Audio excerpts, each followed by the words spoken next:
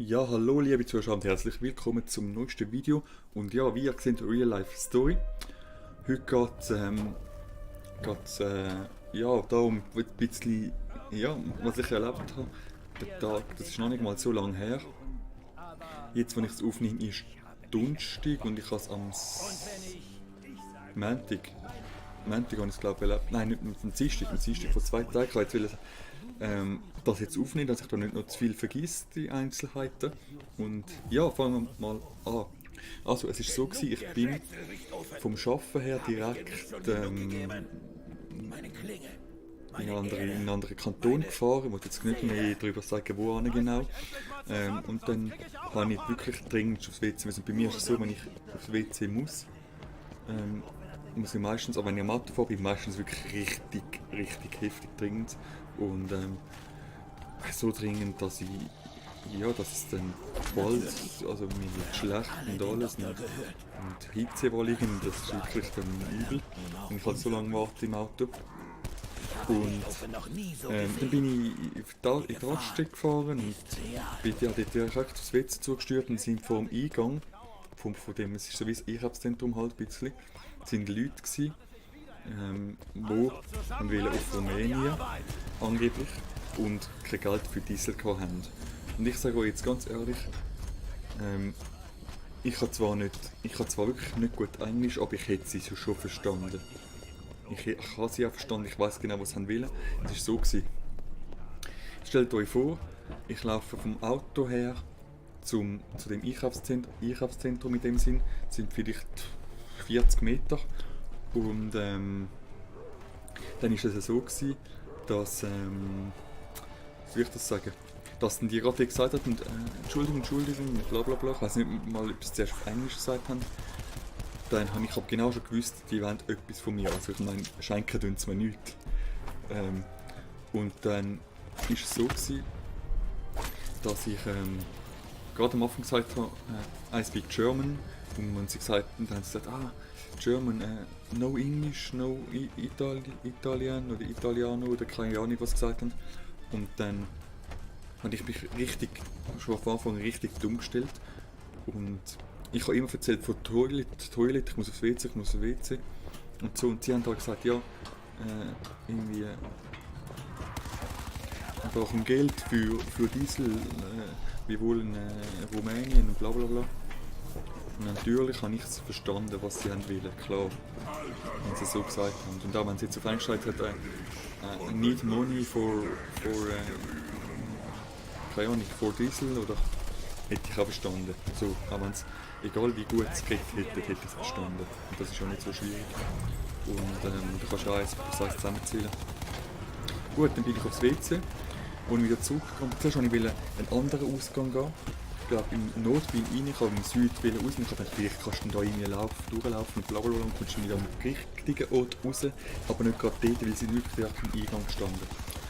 Ist nicht so gewesen, dann habe ich halt wieder umgekehrt und ich halt im richtigen Eingang raus. Und dann sind sie immer noch dort gestanden, im richtigen Eingang, und haben mich schon wieder angeredet. Und ich habe dann nur gesagt, excuse me, oder nein, sorry, und bin gegangen und abgefahren und tschüss. Weil, also ich muss dir ganz ehrlich sagen, ich hätte vielleicht nicht einmal unbedingt ein Problem mit Spenden, oder wenn sie jetzt Hunger hätten oder so.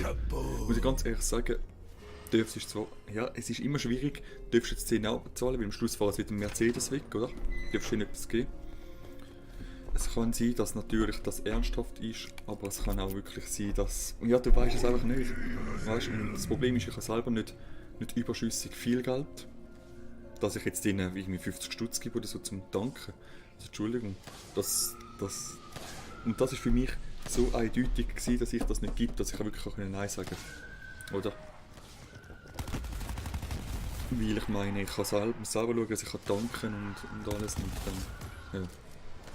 Genau, dann bin ich weitergefahren und dann wurde ich und dann habe ich bis eben in einen anderen Kanton bin ich gewesen, und auf dem Heimweg war es so gewesen, dass ich erstens mal nicht auf die Autobahn fahren konnte, weil die gesperrt war. Also die Einfahrt war gesperrt gewesen.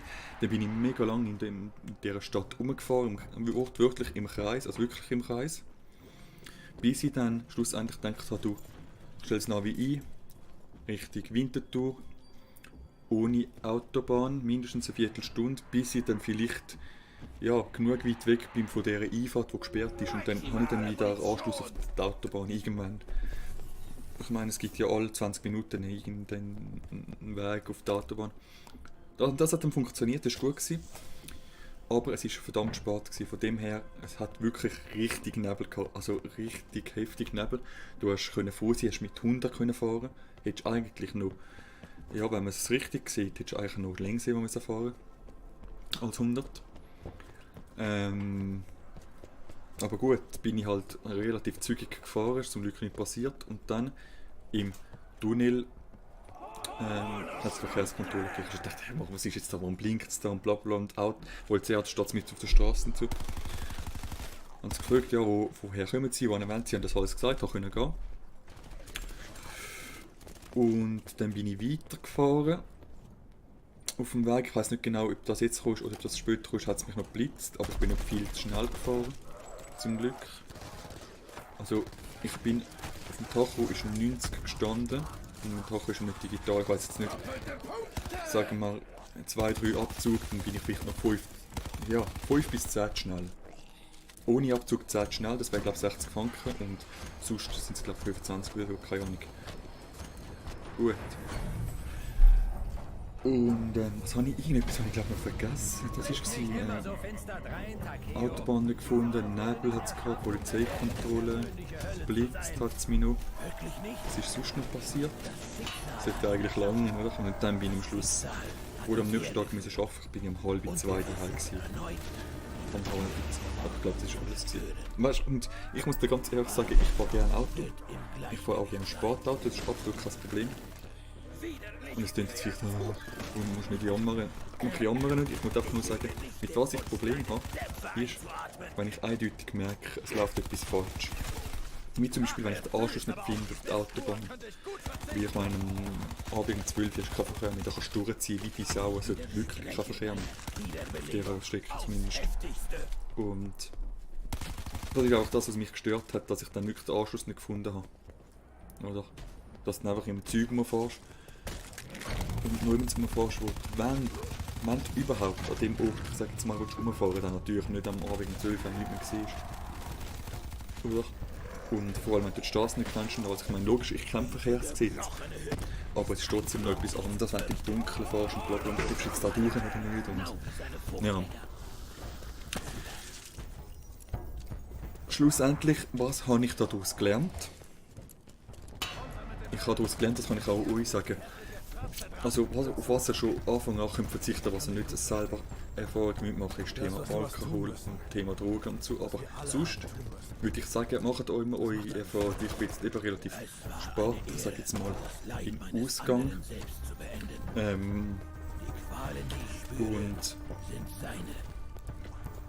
hat jetzt irgendjemand, meine Mutter oder irgendwelche Kollegen oder Bekannte gesagt, mach das nicht. Geh nicht so spät in den Ausgang, hätte ich gedacht, was willst du? Also, was hast du wieder du willst wieder haten, oder?